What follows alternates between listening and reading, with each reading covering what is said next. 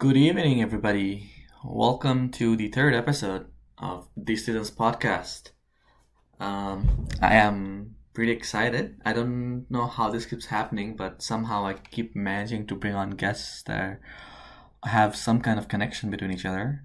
Um, without further ado, let me introduce my guest for today's episode. Let's see if they're here.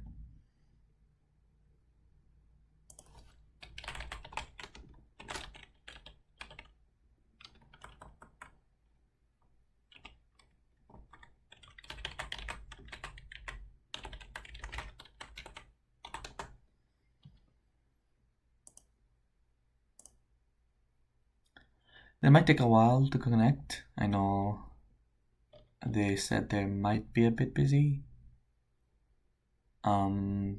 So just to give a quick recap of on what's been happening so far in the league, we're done with 2 weeks.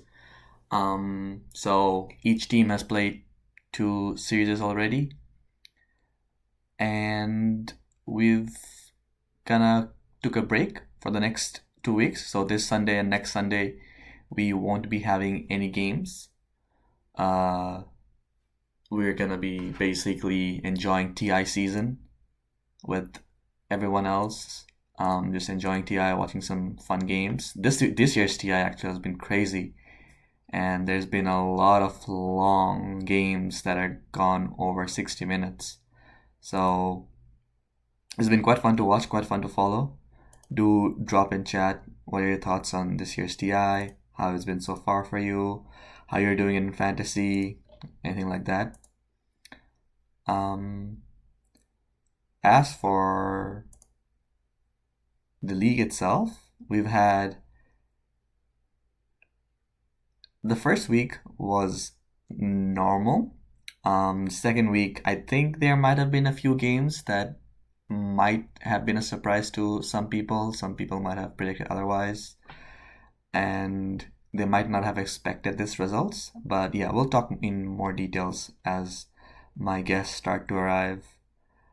One thing I will say though, I think there's a lot of potential in all the teams that we have this season, and I think we're slowly gonna see that as the season eventually ramps up. I think there's a lot of strong contenders, a lot of teams trying to find their groove.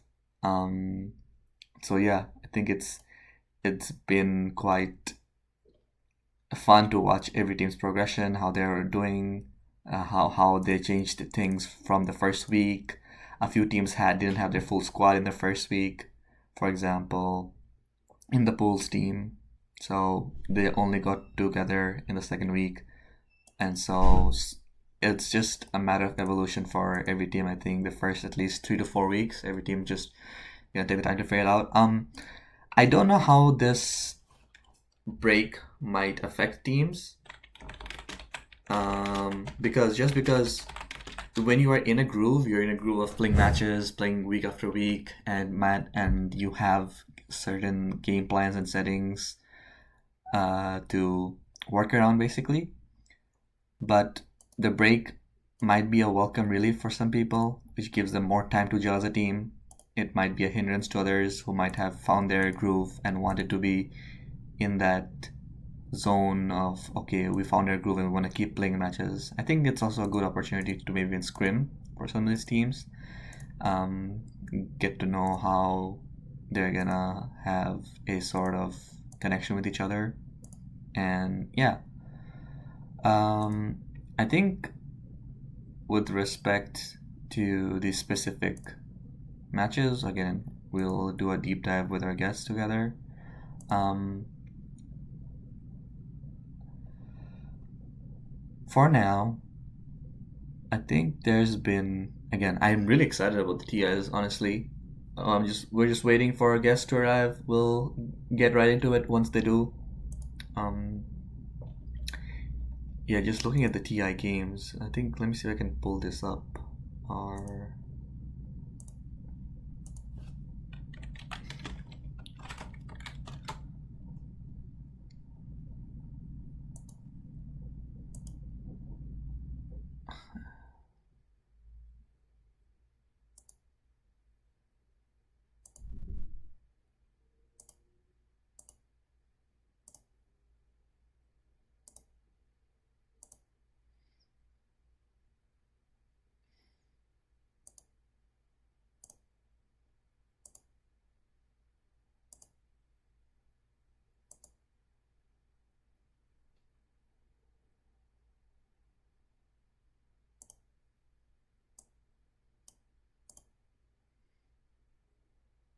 Yeah, so this year's TI has been very fun to watch, mainly because of all the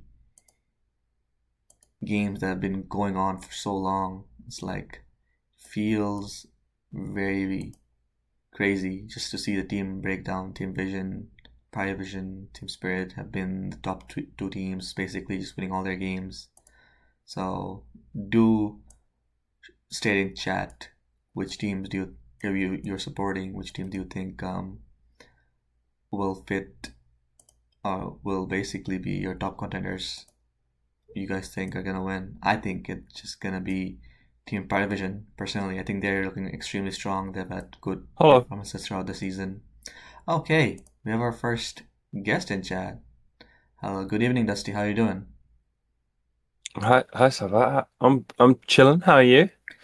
I'm good. I'm good. Just enjoying Friday evening. What time is it for you? It's 20 past 12 in the morning, I guess. Yeah. Oh, shoot. Well, thank you for taking Sorry, the I'm late. time to join us. It's fine. I'm up for TI anyway. What's your favorite team, or did your favorite team even qualify for TI this year? My favorite team is OG historically, but like they Okay. have the Filipino roster and I kind of don't care, but for brand reasons, I'm an OG fan. Um, Legally Boo. I'm an OG fan, but I'm a Liquid enjoyer this year, I think. I like this Liquid X Gaming Gladiators team. The Oh, the like the boxy ace Yowie is amazing. all right. We've got I guess, a secondary Liquid fan in Dusty, and welcome to Moon River as well. Hello, Moon River. How you doing? Thank you, thank you. I'm doing great. All right. I don't. Where are you in North America? I guess it's 7:20 for you, or is it? Are you in some other place? Yeah, I'm in Chicago, so it's Okay. 6:20. Yeah. Okay. Good that it's not an obnoxious time for you. So thank you for both of you for taking the time and coming on this podcast. So yeah, what about you, Moon? Do you have a favorite team at TI, or has your favorite team qualified to TI? Uh, I don't. My favorite team used to be LGD, like the old LGD that was rivals with OG. So I guess now I'm supporting Extreme. Thank you. Okay, Big so Almy fan. big Yeah, anime fan. That's yeah. must be heartbreaking to go into Don't HTI. don't talk to me. Don't even mention it. Oh yeah, yeah. I mean, Ame's Hey, you story. beat Huligani. Sorry? True, You beat Huligani. Oh yeah, true, true. true. I mean, again, you gotta beat the worst teams to be the top team. So I guess that counts for something, you know. Actually showing up and beating the worst teams, getting your confidence up. At least Uh, Arme is not on the worst team at TI. I don't know, he's on the best team. He's just saving it for main stage watch. I hope he makes it there. It'd be a shame not to see Arme on the main stage, like for real. In China, imagine. Truly. yeah, like in his home territory, not being there, like that would be.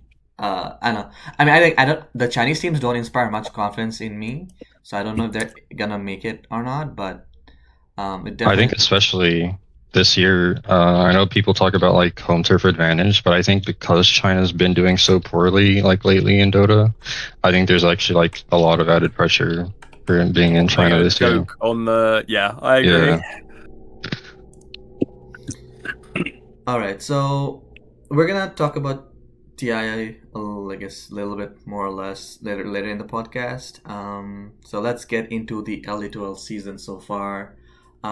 I will start off with Dusty. So I know you've not been playing this season. Um, Uh-huh. so what are your thoughts on how the auction went, and what are your thoughts on the team so far? Just in general, we're gonna go into specific later, but just a general vibe, general take from you. My only take for real is that like it's a crime that Line gets 3/5 of a winning team. Um that just can't I don't know how that's been allowed to happen. The patch hasn't really changed. Dota's not really changed that much. And Lions walked away with 3/5 of a team that, you know, all they need is a mid laner and then they're chilling. And then he bought a mid laner. So I don't know. Lions team, they've lost a couple of games because of the line effect, but I see. So, I'm glad um, we have a 10-team season though. that's true. That's true. It's incredible to have like more than 8 teams. It definitely spices the league up. There's more risk involved. Yeah, So it makes the group stage actually mean something.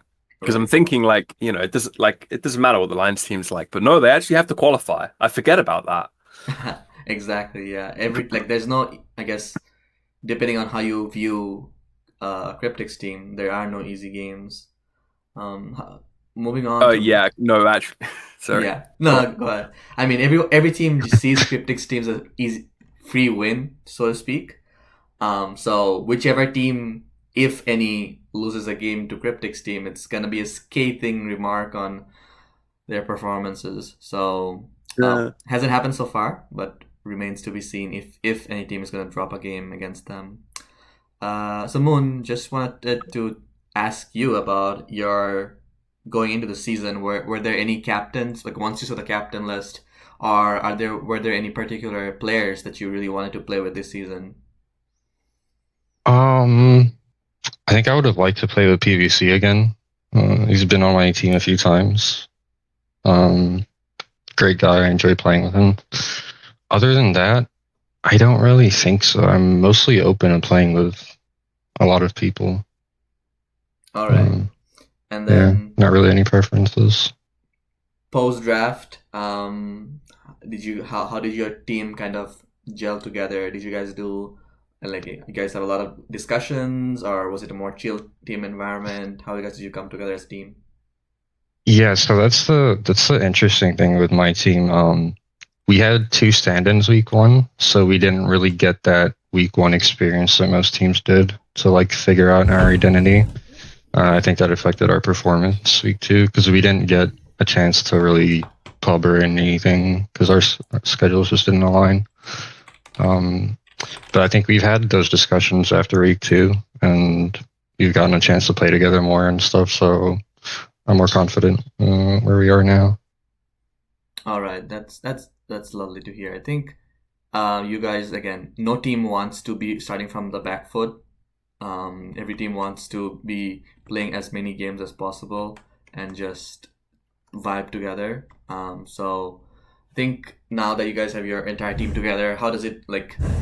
Do you guys feel like there could be areas of improvement throughout? Have you guys talked about it? Have you guys identified what areas you guys need to work on as a team, or how's that part of Yeah, the team bonding been? I don't really want to reveal too much as far as like strats go, but we've had discussions in terms of like what kind of heroes and stuff work well for us, like drafting wise, and what kind of play style we want to have. And I think week 3, or I don't know, week 7, or because whatever it's delayed, but whenever we play Hollywood team, I think we'll have a strong showing and get our name back in the discussion. Lovely, lovely. All right, so let's take a gander at all the games that happened in week 2. We'll get both of your thoughts for each of the games.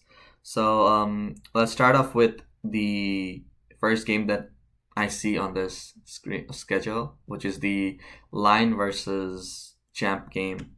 Um, a 2-0 to Champ's team. So Yeah, how how do you guys think? What do you guys make of that I have game? some thoughts on this series actually. Um, Initially, I would have given Champ's team a lot more credit for winning against Lions team because they're kind of expected to be a top contender, right? Given their roster, but 3/5 is a winning team. exactly. But I think their missing components actually hurt them really bad. I think this stand-in ridiculously griefed insanely hard game 1 with this Invoker build. It's just nonsense. Um, Game 2 was more even, and I guess Champ's team just pulled it in the end. So Um, yeah, not really a convincing series for Champ's team, I would say. what about you, Dusty? Were you following the games, and what did you think of how the game went? I haven't seen any of the replays. I cannot lie. Well, But just yeah, I did hear that Champ. I've been following the league from a distance, and I did hear that Champ 2-0'd and was not at all surprised. I Fish is looking like he's having a real good season.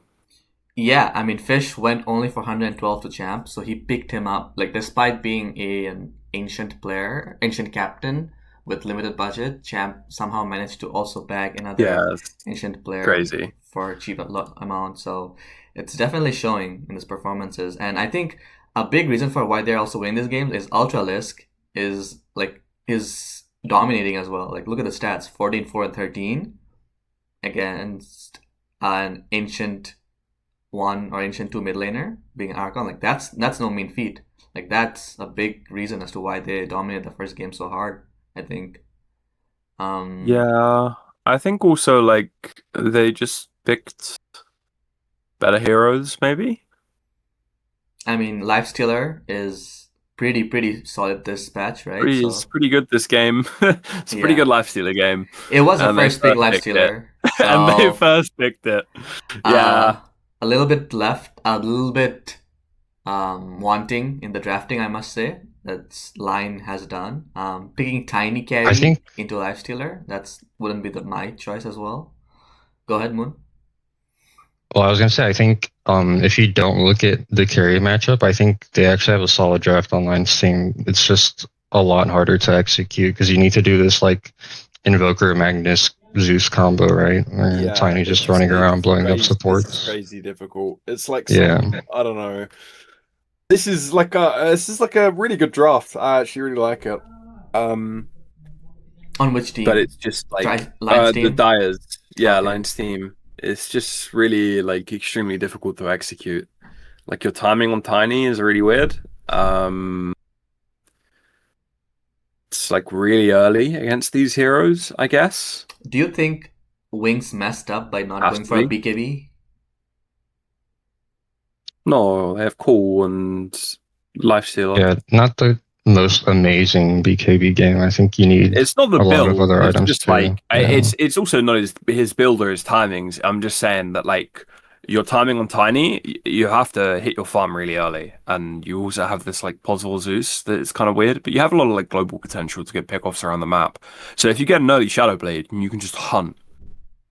I will Um, say about the global potential thing, I have to reiterate how bad this Invoker was. Went the Wex build, but did not get a single point in Exort until like level 10. oh Um, dear. went Earn, Ags, Force Staff, which it's not a build. So I think they just didn't have a No. mid laner to play around, and Yeah, that hurt that's them never really gonna bad. win a game like that. Yeah, paid The actor maybe. I mean, Check their PayPal. on paper, it's definitely felt that way. But I must say that our team did have two stand-ins, so their mid laner and one of the supports not being their Mm, normal team. Again, I always tend to think, or I always tend to say, if you lose with stand-ins, just chalk it up to stand-ins and move on.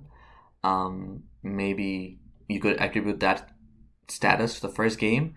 The second game, however, I think the mid laner from Lions team, the stand-in, had a much better showing and almost single-handedly kept them in the game. Um, I think, let me just pull this up. Yeah, he popped off on the laner, right? Yeah, yeah, Alina's a exactly. very good hero right now. Yeah. And it's the same sort of archetype as this like hunting hero. I just think like I don't know, whatever Winx is playing in both these games, Tiny and Charo is weird. Um I mean, and 6 yeah, and 12. I don't know. If you look It's not at it's not Wing, about his stat line either. It's just like I I don't know don't how to know. describe it. Yeah, It's like Wings the is tempo of the game is strange. not best performance on his carry. He did have an Oracle to pair him with, and a lot of the fights, the Oracle did manage to kind of give him that extra few seconds of life where he was able to dish out damage, but it just didn't prove enough. I think. Do you guys think it was just an outdraft in game two? I think that's the case for me, but I just wanted you guys take. What do you think game two I was? think according to Champ, this is what I've heard from him. The game was really close up until like the very last minute, where one fight decided it pretty much. So I don't know if it's so much a drafting. I think it was very winnable for the line team. Just didn't come through in the end, I guess. Yeah, I think it's like just another execution thing, right? Like I was just looking at the graph, and yeah, the game looks pretty even. I think the Radiant were ahead, Champs team were ahead for like most of the game, and then maybe sort of through at one point. But like still felt like they had a lot of lead, and then yeah, Alliance team is just this like Magnus Oracle Gyro is so positioning based. It's you don't have a carry that can kind of stand and fight against the Night Stalker Undying and Ursa. Yeah, I think the Night Stalker are just giving vision to everyone in every single team fight. Yeah, it's crazy. It's like Buy Essence Distiller, broken item against Night Stalker. Yeah, everyone should be buying Essence Distiller. You should have one Yeah, of them. I don't think lower MMR players have caught on to that yet. Yeah, But definitely I good don't item. think so don't buy mana boots, people. Buy brown boots, Essence Distiller.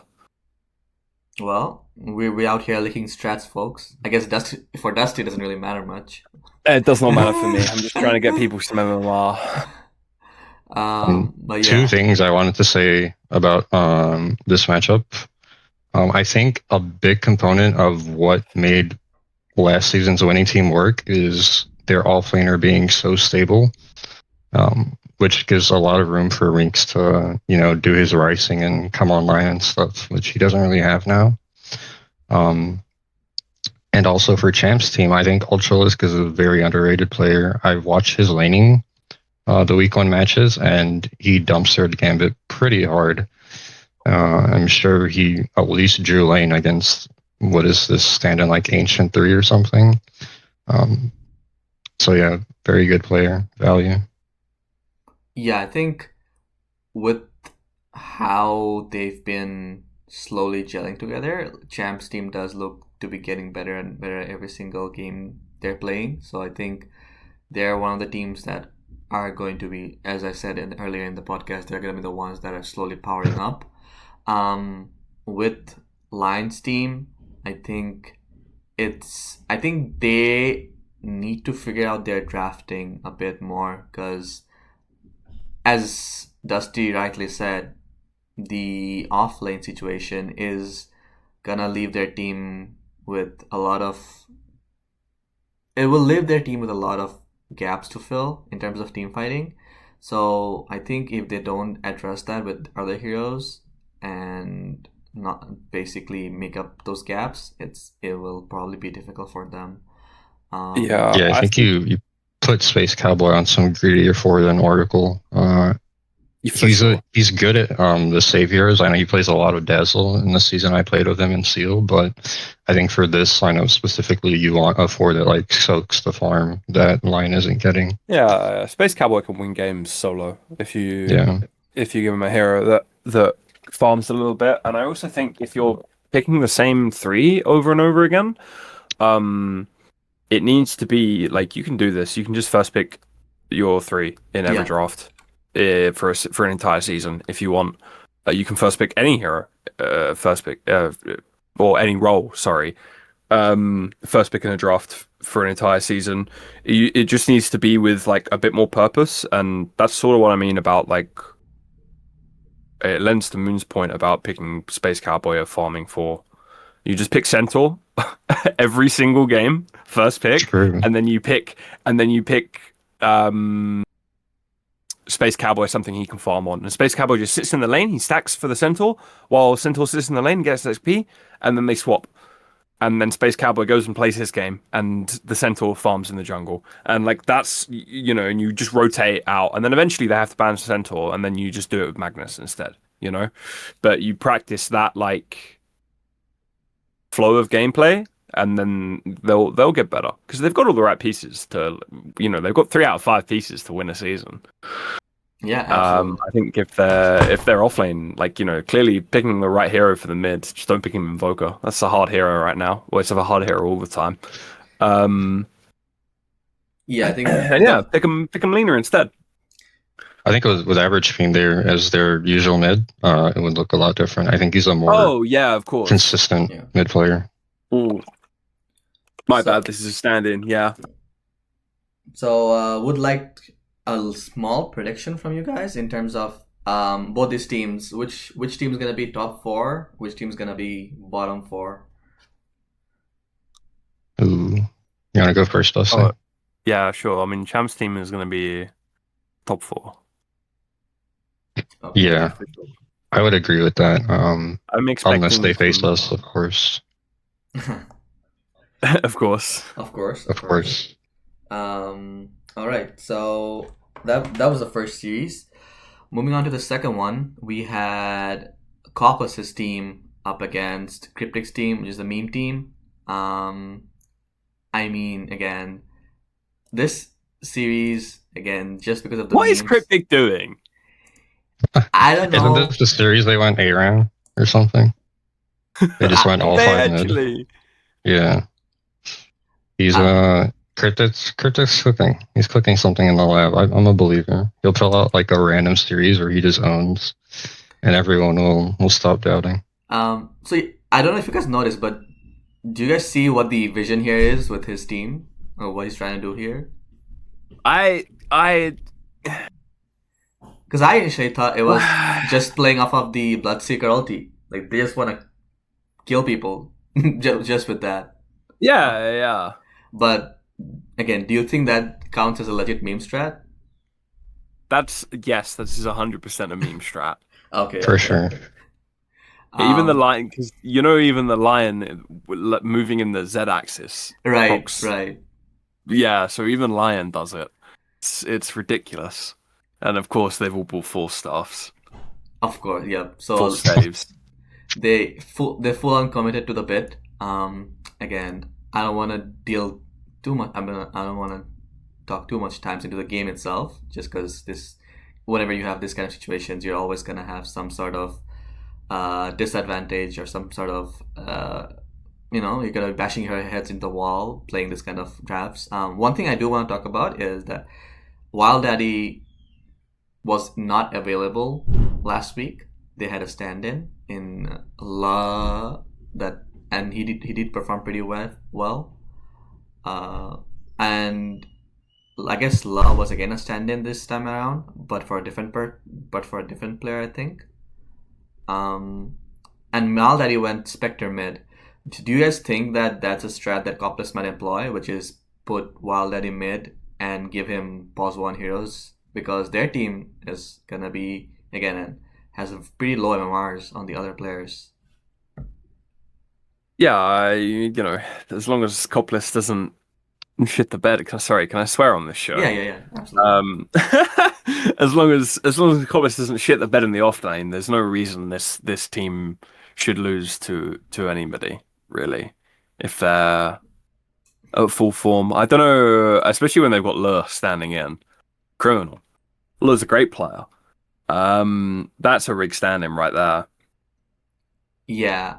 What do you think, Moon? Like, has Copless's team looked better than normal just because La has stood in for them in both series? Or is this something we're gonna see as their normal level even without La? Yeah. I mean, La, like the series we played against Copless, La almost solo carried on his Lifestealer. Very good player for his MMR. I think with their normal players, they are a bit weaker just because of like role issues and stuff. But yeah, I think they can play around it still. Yeah. Again, If they've got Wild Daddy for sure. Yeah. This series Wild wasn't card. really a real series for us to gauge their power levels, as is testament in this second game, because as you can see, for every single player, Dota buff puts them as mid. So it was basically the meme strat from Cryptic, which is put everyone mid, try to bum rush mid, and as you can see from the stats. I wonder why that didn't work. Yeah, I wonder why Yeah. pro players don't all rush mid. Seems pretty Yeah, Since it's just the 3 mid drawing against the 5 mid while 2 cores win the side lane AFK yeah, solo. I It's never a good sign. I have never seen such a linear graph in any Dota game in my lifetime of playing Dota. Like this graph is so linearly tilting towards dire. The Um, towers and barracks thing on the right is hilarious.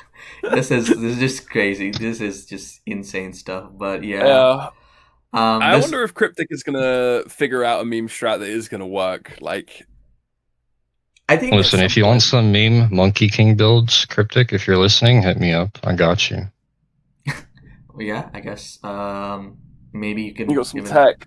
some good tech and Yeah, maybe because I had a team in LD2L. It was before your time, stuff like that, but it was Rush Riders. uh-huh. We kind of did the same thing that Cryptic's doing. We like memed around a lot. And we did pretty well. We went like 7-7 in group stages. So yeah, I I remember that mean, hit me team. up for the strats. with losing 4 games in a row, it'll take quite some feat for Cryptic to end up being 7-7 this season. But hey, Yeah. it's not impossible. So we'll see True. where that leads them. So yeah, that was the second series. I'm not gonna ask the question for Cryptic's team, but yeah, just for Couple's team, what do you guys think? Top 4, bottom 4 for this team? Uh, Um, Probably bottom 4, if I had to say, but more towards like the middle of the pack. I think there's yeah. some weaker teams. I don't know if there's any sort of elimination. Is it 2 people knocked out, or is there a Yeah, it's playoff? 2 people knocked out, Yeah, and then Okay. two top 8 teams. make it. Yep, exactly. Bottom. I'll put him bottom 4 then. All right, yeah. So there you have it. That's the second series that happened. Moving to the third series, the series that I kind of played in, and as well as Moon, we had in the pools team versus my Oh, did you, team. So I oh, you guess played each other. Yep. yeah, we did play each Oh, other this week. nice. I wanna hear. I want to hear all the deets about this game. Yeah, Um, what are your thoughts of that?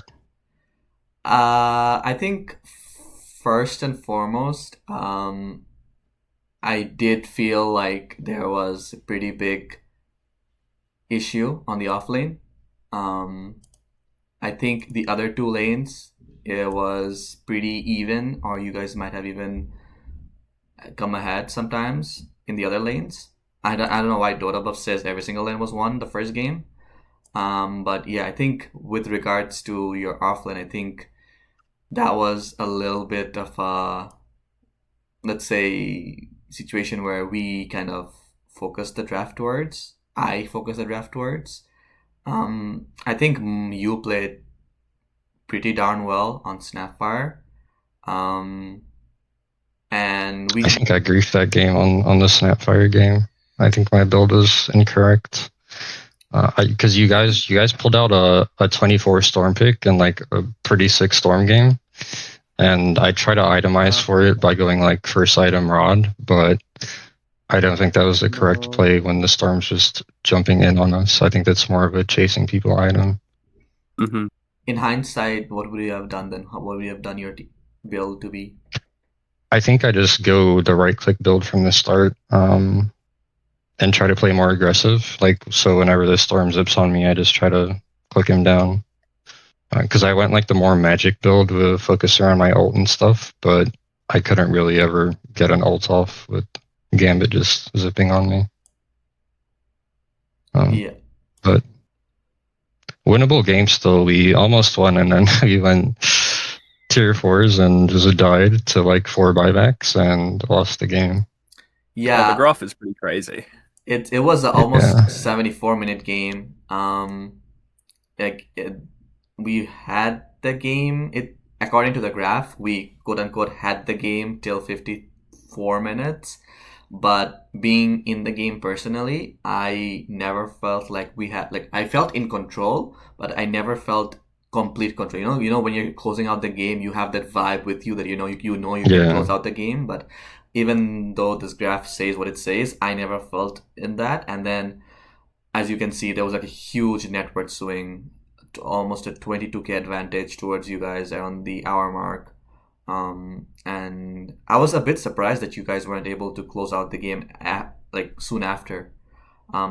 Probably because the Luna died. Like even though you guys got the kills on us, I think the Luna somehow died, which meant that you guys couldn't. Yeah, there really was push. a couple of fights where Luna died, and she was the only one that died basically, which hurt our push.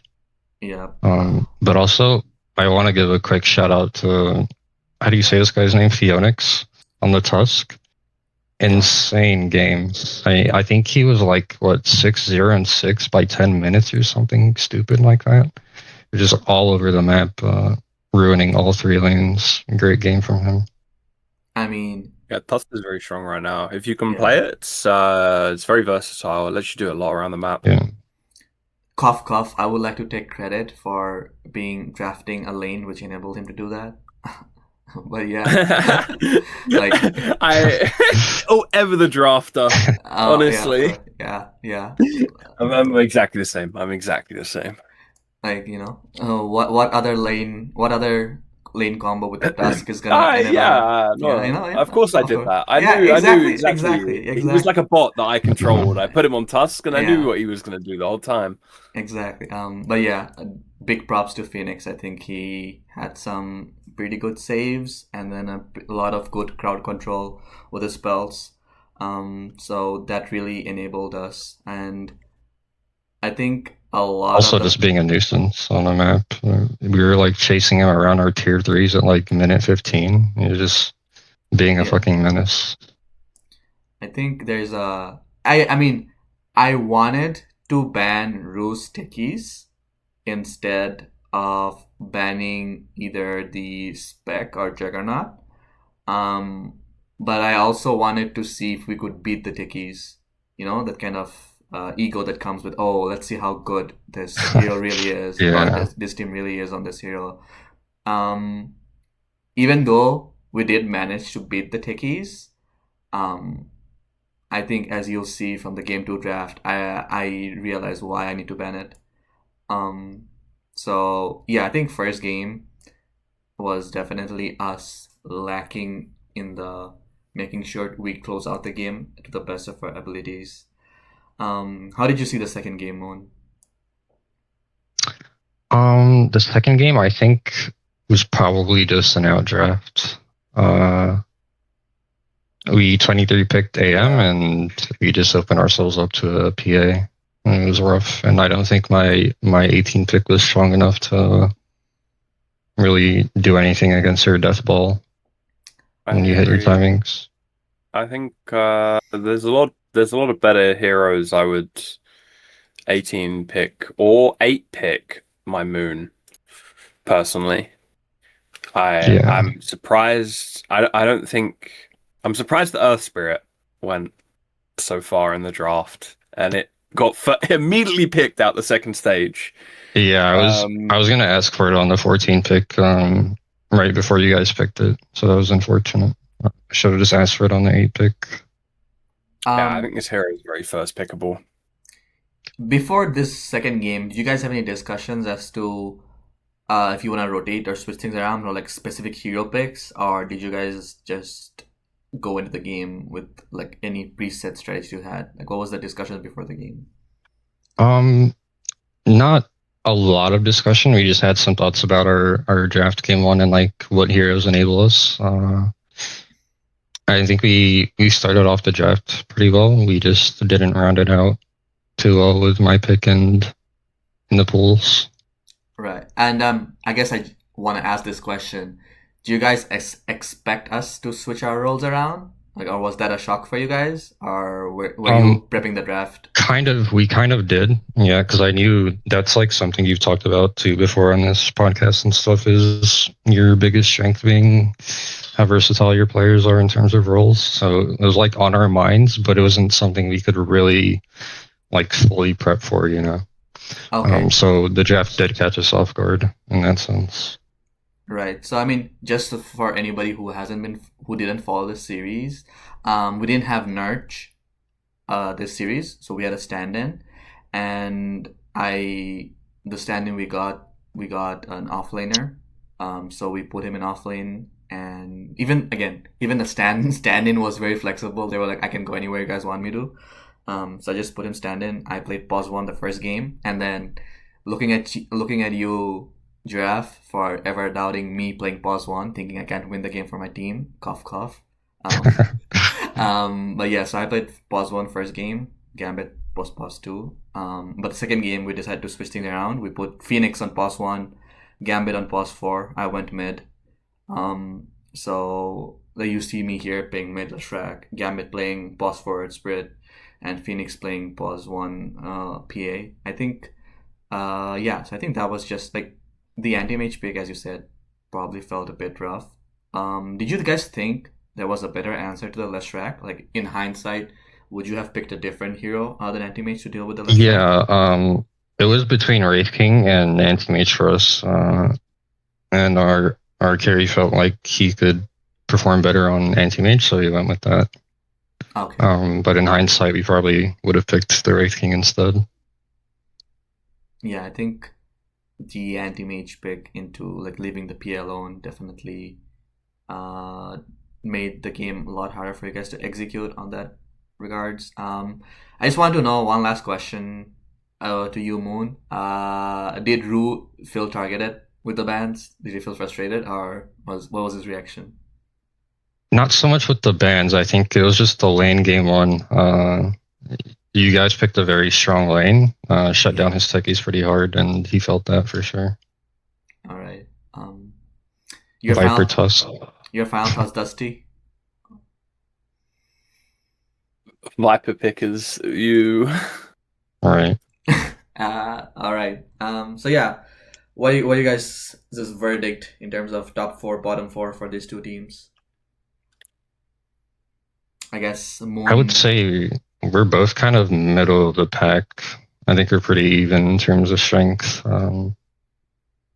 Yeah. How about you, Dusty? What's your take on that? I think if you want my honest take, I think if you stop role swapping, you'll be a top 4. That's an easy top 4. I'm a role swapping hater, absolutely hater. What the heck? I think it's terrible for a team. But like, I don't know. Maybe it works. Maybe it doesn't. Maybe I'm just not clued in to the tech. But I think don't you just think need to have players that are confident, right? On like the versatility. You do. You need to be really, really confident Yeah. to just sort of swap between it. And like very rarely do you have that sort of dynamic between players on an LD2L team, because it's a kind of confidence that doesn't come easy. And it comes a lot easier when you play together for a long time. And LD2L doesn't go on for that long. Yeah. How about in the pools team? Where do you see them as? Where would you rank them, top 4 or bottom 4? Bottom 4. Okay. So yeah. Breaking my heart. I'm sorry, Moon. I mean, it's now on the onus is on you, Moon. You gotta prove Dusty wrong. You gotta show him that his prediction is not gonna be correct. True. So true. Moving on to one of my favorite people in the league's team, Marat. It was Marat versus Yami. Yami's team has a lot of my friends, a lot of people that I closely associate with. So this game was particularly interesting for me, just to see from an outsider perspective. It did go 1-1. So both Marat and Yami took a game off each other. I was surprised at how well Marat's team performed this first game. Like, they were extremely dominant. What did you feel the same way? Did you guys have any expectations that Marat's team would be performing so well against literally the top seeded team in a lot of people's eyes? This is the most unreal outdraft I've seen. Yeah, I would agree.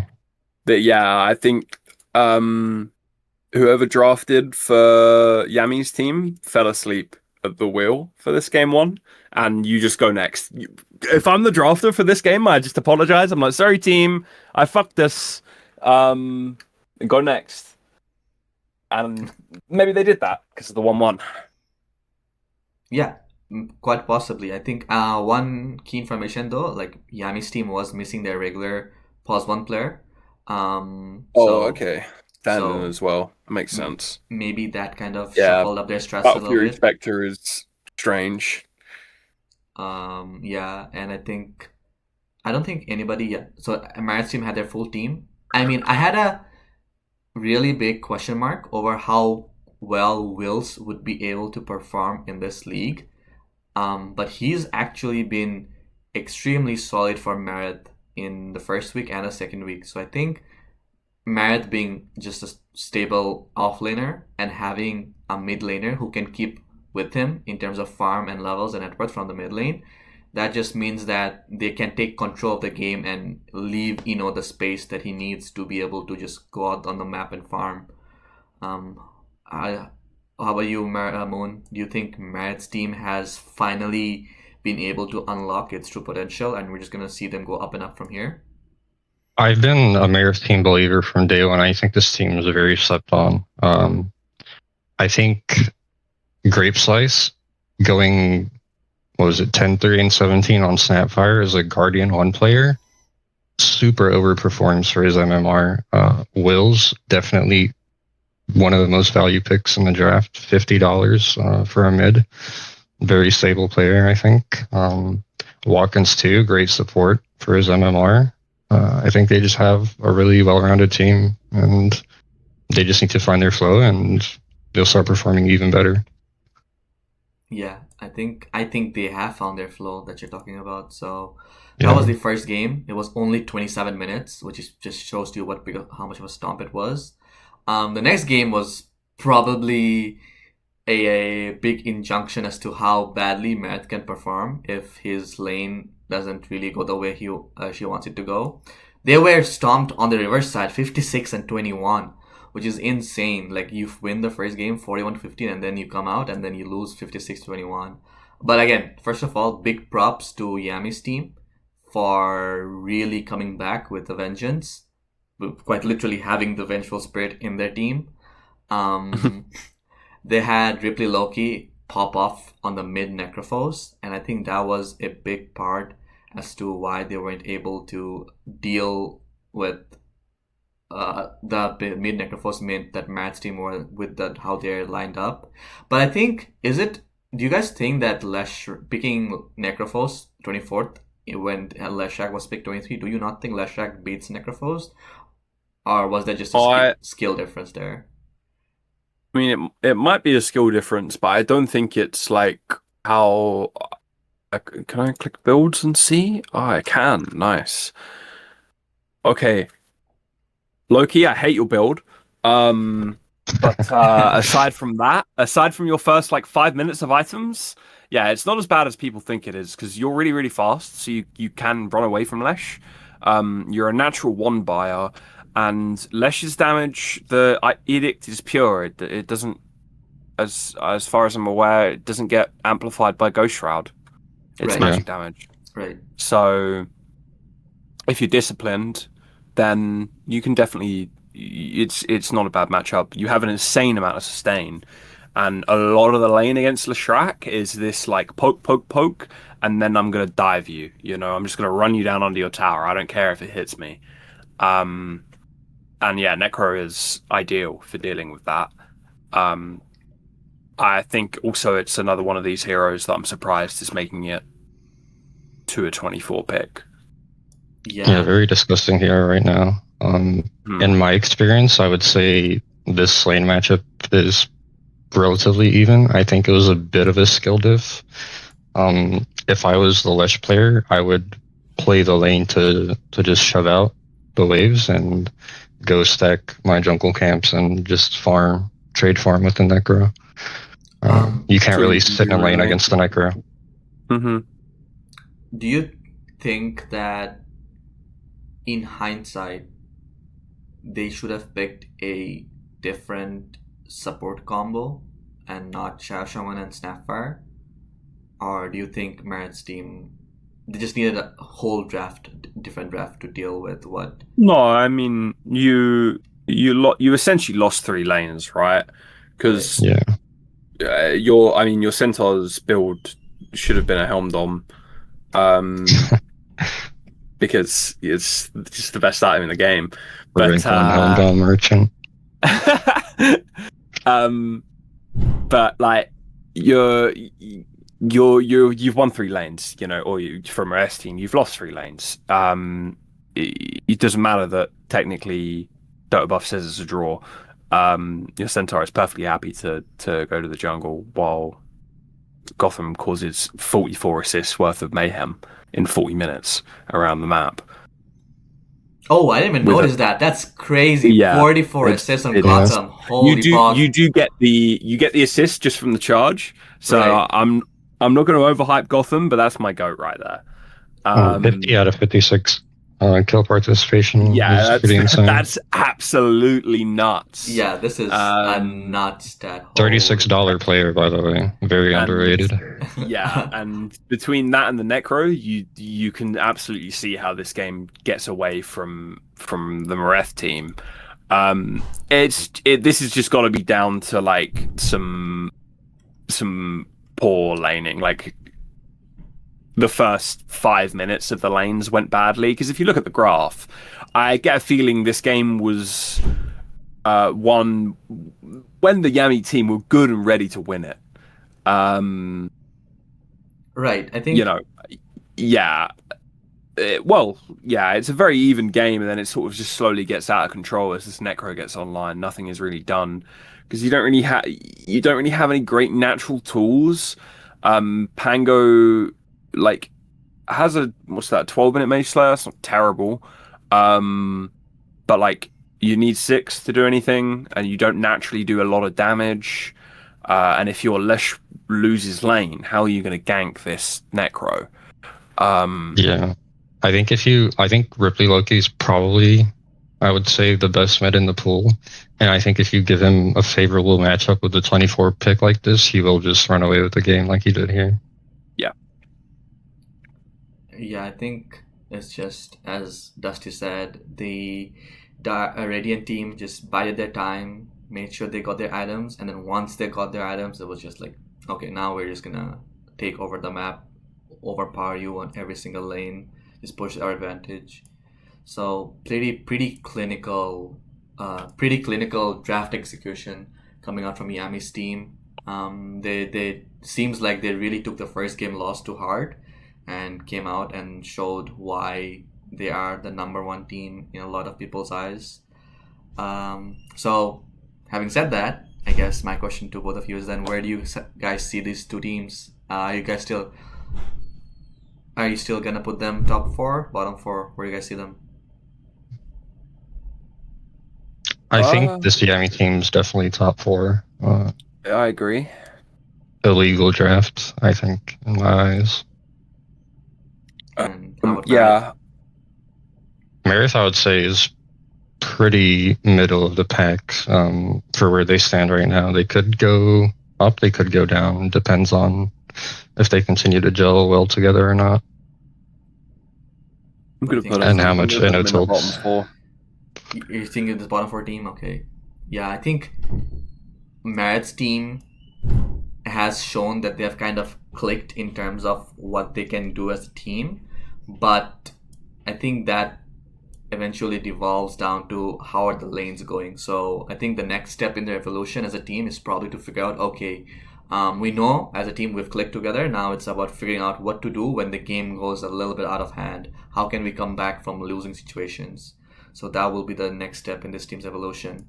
And I guess for Yami's team, even though they had a stand-in, they didn't have their full roster. They've shown that they do bleed. They aren't quite the invincible team that a lot of people and spectators would have guessed. So it's now, I guess, now is the time for this team to show how they can deal with this pressure, because they definitely have a target on their back from everyone else on the league. So yeah, that was the 4th series of the tournament, and looking forward to the last series, which was Hollywood versus Kahua. And after a disastrous first week of the season, Hollywood does manage to bring it back, manages to draft his team some stable and sensical lanes, with not any absurd picks at all. And would you look at that? His team 2-0'd. It's very it's crazy how a good draft can completely change the make of a team from one week to another. What was your guys' take on it this series? To be fair, I don't want to take away flowers from Holly's team because I think they are better than they showed week 1, but this was against Kaiwa team. Yeah. Okay, so a little bit of dissing on Kaiwa. I'm here for that. I'm here for that. No shade against Kaiwa's team, but I think if you give Lotus a lane against a player that's not used to playing mid, he will just roll. So Dusty, I really want your take on this. Gundam safe lane, Kaiwa mid lane, please. Yeah, they're smoking crack or something. I don't know. I don't know what's going on. There's some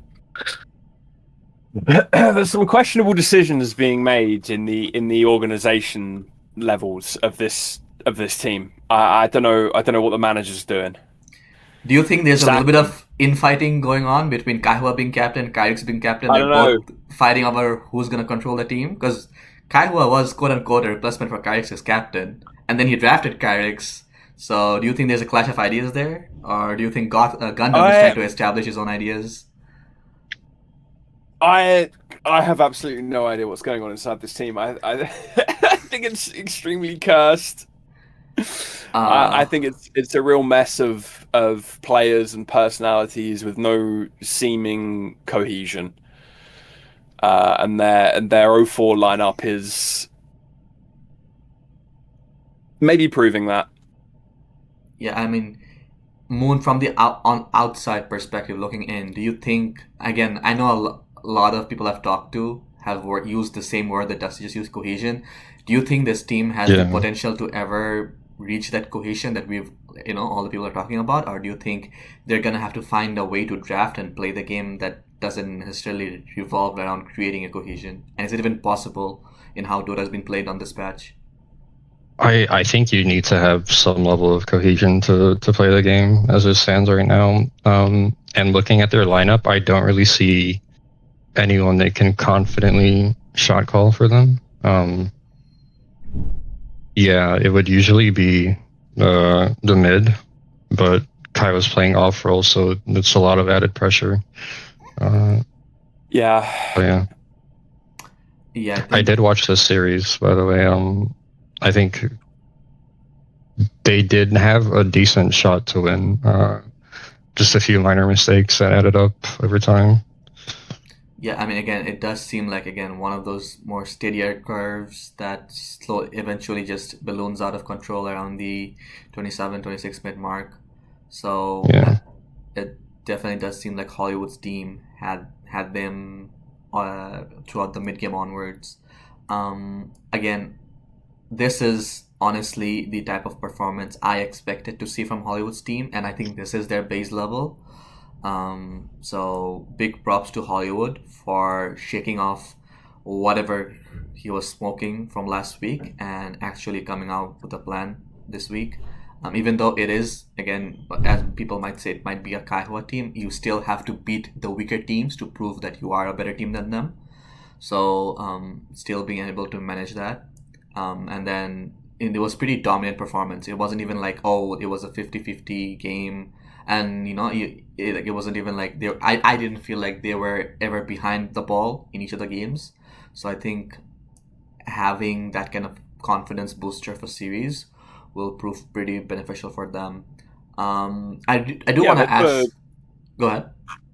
Oh, sorry. I was just going to say, they've got a script to play from now after this 2-0. They've just got some nice proof of how they're going to win a 2-0 series, how they're going to draft, how they're going to play, and it's just about making sure that they can do that against the better teams. Yeah, I think again that's quite important. Please, for the love of God, do not give Barrett this Witch Doctor hero. You're just griefing your own game. Yeah. Again. Yeah, he played really well both games. He did have pretty I would say that him and Lotus looked really good in both these games. I do want to ask you guys, how do you guys feel about Slash's carry performances? Do you think that he has what it takes to maybe have that close out the game factor compared to the better teams, Uh, better team carries. Yeah, for sure. Easily, I'd say. He's my Skeeter, for sure. Oh, that's Yeah. big praise, big praise. Yeah, I think You know, he gets the job done, and he does it well, and he does it quietly without an ego. Yeah, he's the kind of carry people love to play with, I think. Yeah, for sure. I personally believe in Slashley a lot. I believed him even in last season as well. Having said that, I really want to see him go up against like a top tier carry in the season and just show that he is on par with them. So I hope Slashley can prove me right. Yeah, I mean he's on an all-star team. If there's anywhere he's going to do it, it's with his brother and two other cores that are going to have good games. Yep, I think this is basically a good kind of base point for Hollywood's team just to springboard off of these 2 wins. And Kaiwa's team in the second game, again, first picking the Luna again. I think this has got to stop. You've been first picking the Luna for, I don't know, 4 games in a row, I think. Maybe this is a strat that they want to force. But you're not going to force any bans on Luna if you first pick it 4 times and lose all 4 games. Yeah, you got to win a game with it to force a ban. Yeah. No, but surely they'll win the next 2, right? You can't lose 6 in a row. It's impossible. No, you can't go 6 in a row. Famous last words from Power last season. Surely we're not gonna go 6 in a row and 6. And then lo and behold. But yeah. Any again, I guess, advice for Kaho's team from you guys?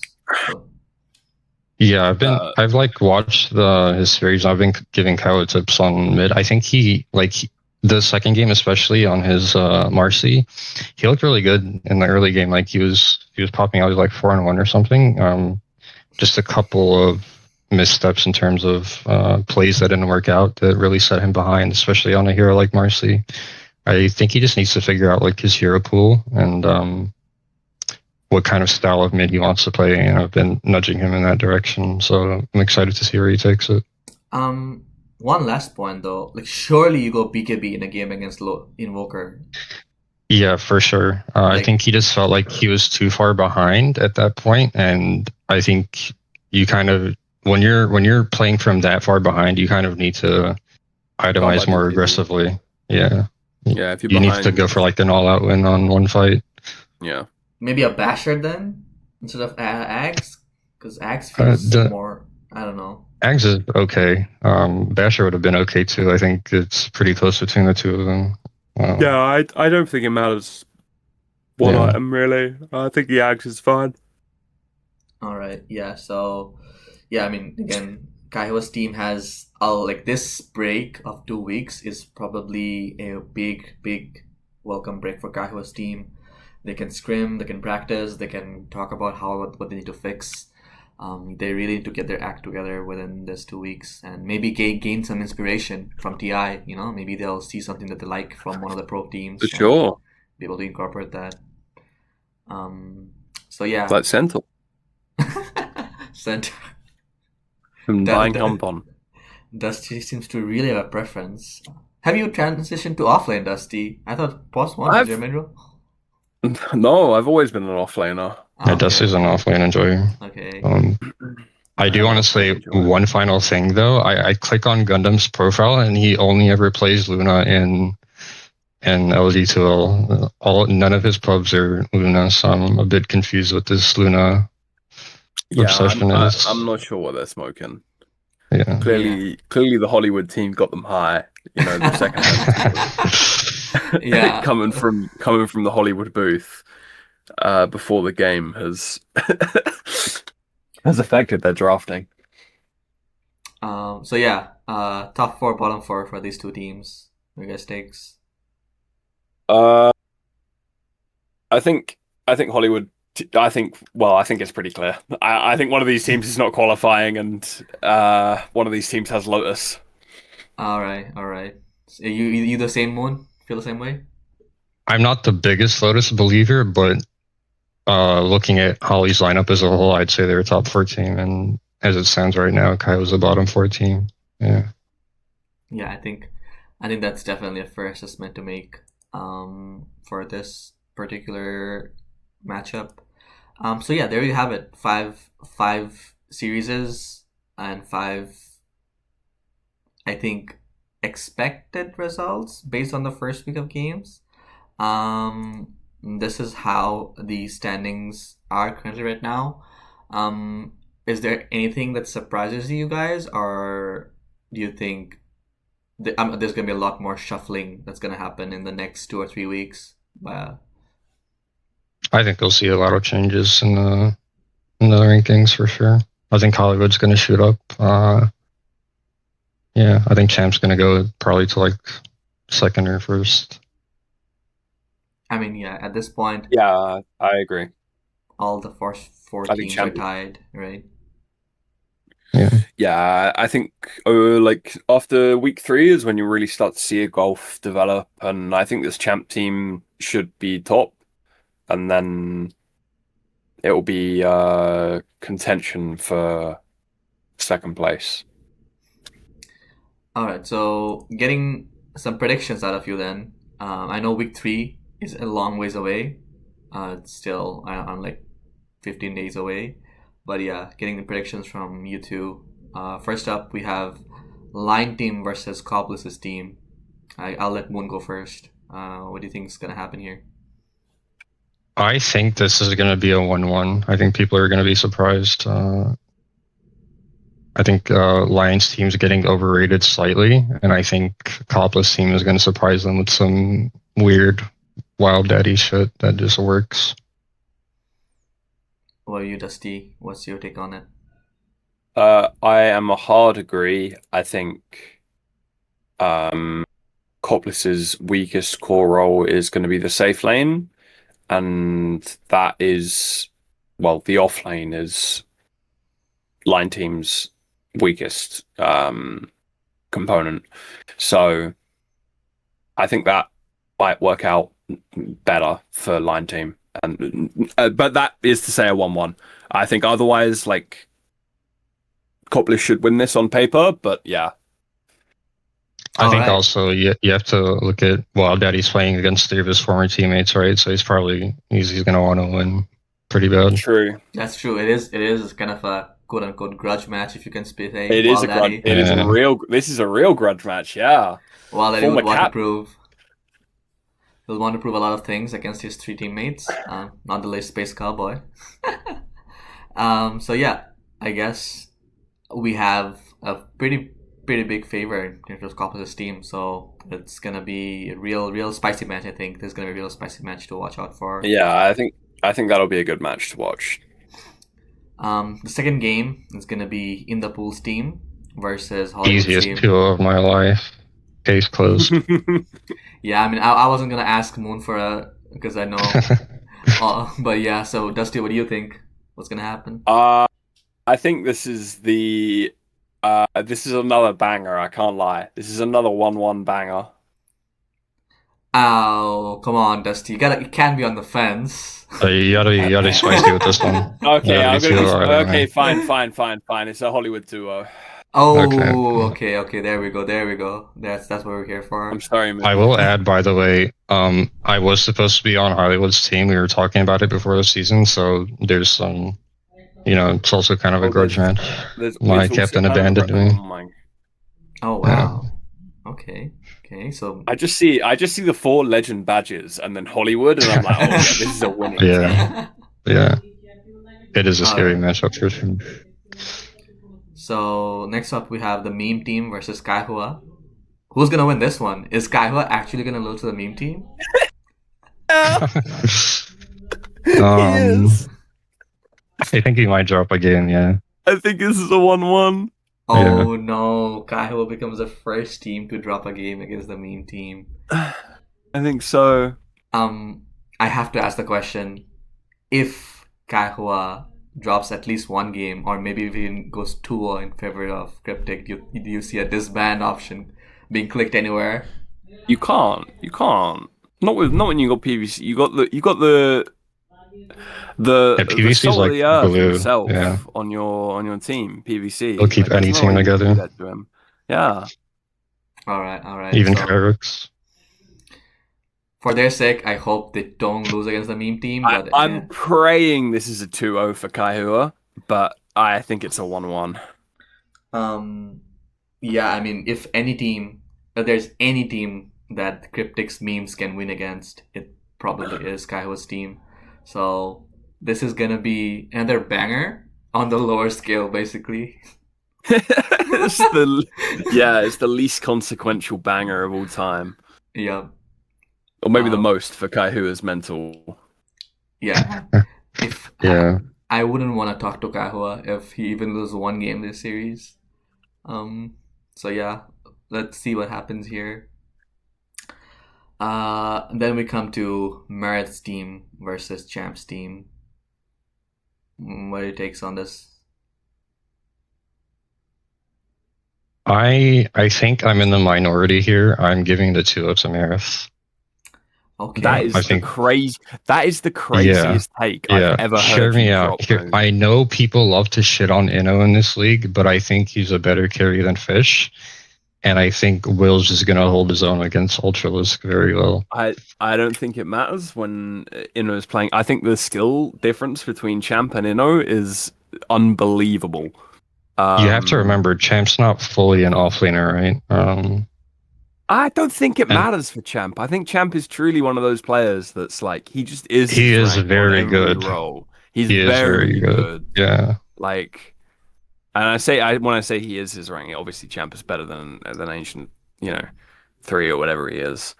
He just chooses not to be because he plays Wind Ranger and goes any role. Big true. But yeah, no. I think this is an easy 2-0 the other way for Champ team. I think there's no conceivable universe where Champ team loses this. I'm betting against odds. Okay, so my I'm a believer. Are at odds here. Moon believes it's a 2-0 for Merit, and then Dusty believes it's a 2-0 for Champ. So, my reasoning is I think if Merit wins the first game, I think Champ crumbles the second game, in my opinion. But Merit's not winning the first game. I think it could happen. There's a very good shot. Okay. If you guys had to pick one lane let's say your camera was locked and you could only watch one lane, which lane would you guys choose to watch in the first 10 minutes? The Merit lane for sure. I think if Merit manages to shut down Fish, he has a hard time recovering. Probably in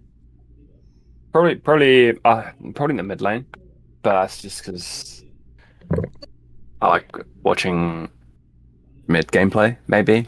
But yeah, I think maybe this mid lane matchup is because I think Champ should shit on Inno, and Grape Slice or Watkins. I don't think it matters. All right. So coming to the last series, we have my team versus Yami's team. This is gonna be a very kind of frustrating game for me because I'll be playing a lot of my friends on the enemy team. But yeah, so what do you guys think? How's it gonna pan out? I hope you're gonna be spamming voice lines. I mean, no promises. I think this is a 1-1. I think it's gonna mirror a lot of what we saw with the Yami team series from last week. I think one game Loki's just gonna run away with it, and I think one game you guys are gonna do some draft shenanigans that catches them off guard and completely fucks them over. I couldn't get behind that sentiment. I feel like you two are pretty evenly matched. Yeah. I don't really know much about this Yami team, but yeah, I've heard Ricky Loki's pretty decent. Yeah, he shit all over me with mid techies last season. Oh, okay. Yeah. He's been putting in great performances. Starting from last season, he's been putting on amazing performances day in and day out. So it's gonna be up to me to figure out how to deal with this team. I have been one of those people who's been saying that this team has a very shallow hero pool on some of the players. So I guess now it's time to put the money where my mouth is and show that I can draft a team around them. Yeah, their carry player has like 1,000 games and like a fourth of them are on one hero, right? So Yeah, like the carry Yeah. player is one of my friends. I see. I see. So I know Yeah. J-Dog, I know Pendragon. I've played with Gotham, obviously, last season, runners up. I know Yami. Me and GD asked Yami to captain this season from our server, so that's why he came by. So yeah, I know like I have three of them are my friends. One of them was my teammate from last season. So we'll see how it goes. I'm gonna say a strat. You don't have to say if this is what you're planning to do or if you agree, but I just want to throw it out there. If I was playing against this Yami team personally, I would take 24 pick and just counter pick the shit out of Loki and shut him down completely. Like rotate supports all the time, ruin his game. I think that's how you beat this Yami team. Yeah, I think there's a few ideas in my mind. One of them being that one. So yeah, I think again, I'll have to evaluate which one I think just talk to my team, get their input as well, see how did they feel like in terms of executing certain plans within their hero pools, obviously. So yeah, I think as you guys say, I do see this being an evenly contested game. But hopefully, I'll always back my team. I'll always have trust in my teammates. You gotta back yourself. Yeah, You gotta back yourself. I don't back myself as much as I like to back my teammates. I think my teammates are carrying me this season, so I'm pretty sure that they'll have. I have the confidence in my teammates as much as less of a confidence I have myself. I have confidence in my teammates more, so I will again bank on them to again see me through. All right, so we have our predictions for week 3. Again, that brings us almost to the close of the entire podcast. Again, I would really like to thank you so much to the both of you for sharing your time with me this evening. Thank you for coming on here. Yeah, that's so fun. Lastly, I guess your predictions for TI before you guys leave. What do you think? Who's gonna win it all this season? Paravision. Yeah, it's probably the safe bet, right? I think so. I'm a big Spirit believer. I think we'll see because they're playing each other tonight. Yeah, they are playing. Spirit are playing very well. Yeah, and they're usually not a dominant group stage team, so I think this performance that they're showing is, I think they're in true TI form. Especially their support duo, I think, is probably the strongest. Yeah, I think I had my doubts on Team Spirit just because of the performances, but then they showed up really well in the first few games now. And then again, I guess Paravision has been dominating all throughout the entire year, and they've continued their domination even in here as well. So those two, as things stand right now, those two definitely look to be the top dogs. But hey, TI is always, not always, I guess on most occasions, sometimes there's always Cinderella stories. You never know, someone from the bottom. I would actually say my top 2 would be Spirit and Liquid. I think this Liquid team is very overperforming. I had a their only loss was to Spirit. The Liquid's are gonna win it all. Yeah. So if you believe in my power as an oracle, then you should bet on Liquid. I was watching the most recent Cap podcast, and apparently Insania was saying Blitz went to like South America and did ayahuasca or some shit. And came Maybe back. that's why I met Blitz in the fucking spirit realm, and he was like, "Yeah, put your money on this right now."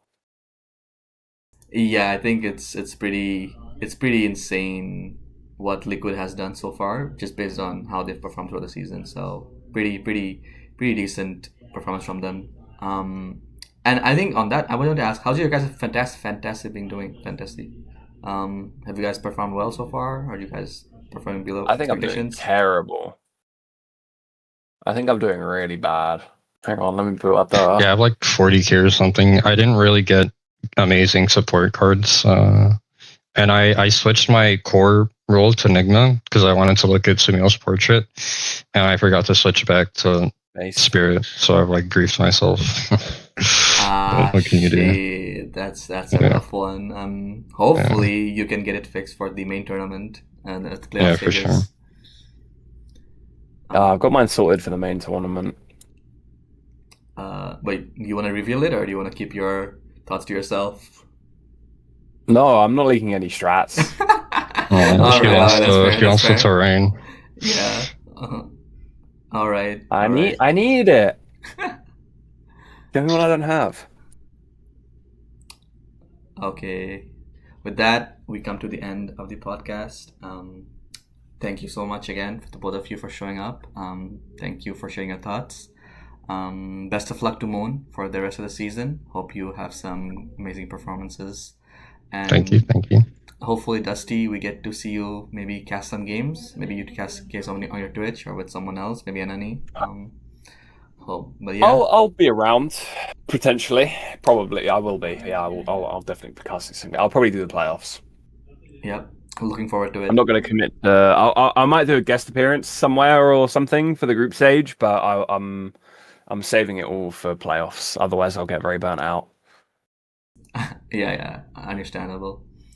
Yeah. Thank you to everyone who's watching. Thank you to all these spectators in chat. Appreciate it. And yeah, enjoy your TI season for the next 2 weeks. And LD2L will be back after that, and we'll get back to our games. Till then, best of luck to all the TI teams, and have a great fortnight, everybody. Bye.